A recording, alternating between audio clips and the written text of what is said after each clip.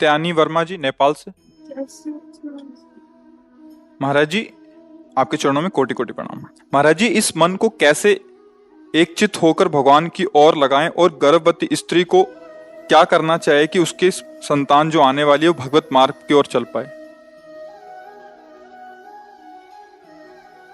मन को एक चित्त लगाने के लिए तो सब शास्त्र, सब साधनाएं जितनी वर्णन की गई हैं, सब जितने ग्रंथ पंथ महापुरुष जन बोले हैं, सब मन ही के लगाने के लिए बोले।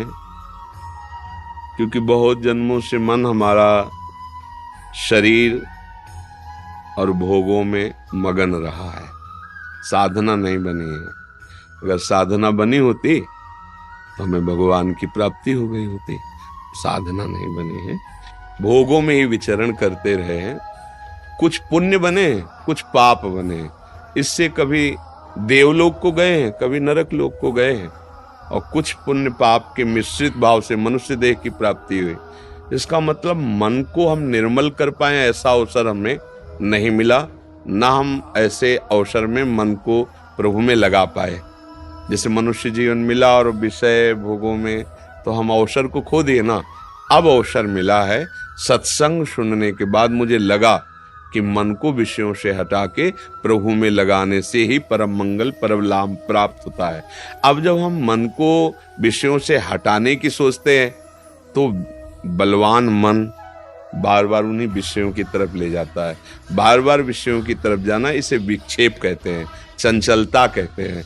अब हम चाहते हैं कि हमारा मन चंचलता छोड़कर प्रभु में लगे, तो अभ्यास योग युक्तेन चेतसा नान्यगामिना। अब अभ्यास करना पड़ेगा, विषयाभ्यास को छोड़कर भगवदाभ्यास करना पड़ेगा। अभ्यास में जैसे कुछ देर हम नाम जप करें, कुछ देर नाम कीर्तन करें, क्योंकि मन चंचल है, एक जगह टिकेगा नहीं।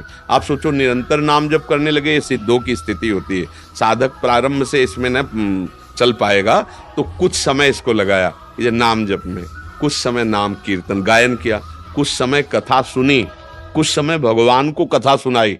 भागवत है, हिंदी से भी है, संस्कृत से भी है, अब तो कुछ ग्रंथ अंग्रेजी से भी कर दिए गए। जो जिस भाषा का ज्ञान रखता हो अपने शास्त्रों का स्वाध्याय करे, नाम जप करे, नाम कीर्तन करे, भगवत चर्चा सुने, भगवत धामों की यात्रा करे। इससे धीरे धीरे हमारा मन प्रभु में लगने लगेगा। परहेज, धर्म विरुद्ध विषय भोग न करे, धर्म विरुद्ध भोजन न पावे, मांस मछली अंडा है जैसे ये सब, इससे बुद्धि भ्रष्ट हो जाएगी। आपकी बुद्धि भ्रष्ट है, इसलिए आप समझ ही नहीं पा रहे, तभी खा रहे हो। आपको प्रिय लग रहा है, इसका मतलब बुद्धि गिर चुकी। भ्रष्ट का मतलब होता है गिर चुकी है, वो अपनी स्थिति से गिर चुकी है। हम ऐसा पेय पदार्थ न पिए जो हमारी मन की वृत्ति को दूषित करे। ऐसे लोगों का संग न करें जो हमारे मन पर प्रभाव डालकर फिर विषयी बना दे, जिसको हम भगवत मार्ग में।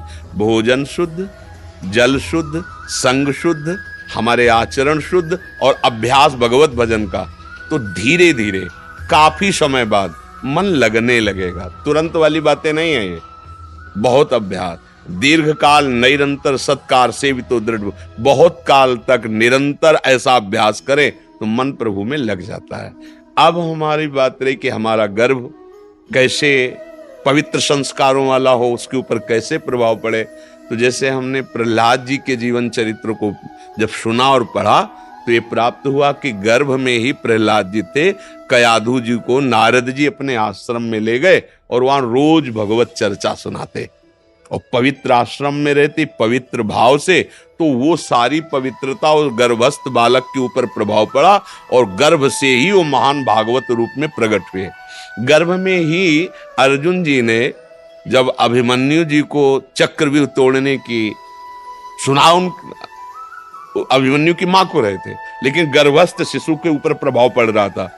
आखिरी व्यूह रचना को तोड़ने में वो सो गई, तो श्रवणेंद्री, मां की श्रवणेंद्री से बालक पर जा रहा था प्रभाव, वो बंद हो गया। आखिरी नहीं तोड़ने की बात समझ पाए। इन दो उदाहरणों से हमें यह समझना चाहिए कि हमारे गर्भस्थ शिशु पर हमारे भोजन का, हमारे वार्तालाप का, श्रवण का, देखने का, व्यवहार का प्रभाव पड़ रहा है।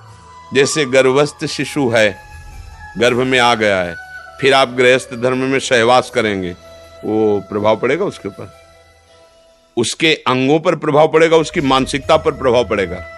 आप शासन विहीन जीवन व्यतीत कर रहे हैं इंद्रियों का, तो आपके जो बच्चा है वो शासन विहीन पैदा होगा, क्योंकि आपके संस्कार पड़ रहे हैं ना उसमें। आप इधर उधर की वस्तुएं चाट चूट की खा रहे हैं इधर उधर, तो वही संस्कार उसके पड़ रहे हैं। सात्विक भोजन, संयम, गर्भ आ गया अब नहीं। ये गृहस्थ में ध्यान रखना चाहिए, जब गर्भ आ जाए तो गर्भ की पवित्रता और उसको निरोग रखने के लिए, बलवान बनाने के लिए अब आप ब्रह्मचर्य से रहिए। संतानोत्पत्ति क्रिया ये पूजा भगवान की है, सृष्टि की। अब जैसे अब नहीं, पर ऐसा संयम बरताओ, कोई सत्संग सुनने वाला, कोई अच्छा साधना करने वाला ही कर सकता है। ये तो वो संस्कार पड़ते हैं। तो अगर हम बालक को एक देशभक्त बनाना चाहते हैं तो हम देशभक्ति की गाथाएं सुने, भगवत चर्चाएं हम सुने, तो उसमें देशभक्ति, मातृपितृ भक्ति, देव भक्ति, भगवत भक्ति ये जागृत होगी।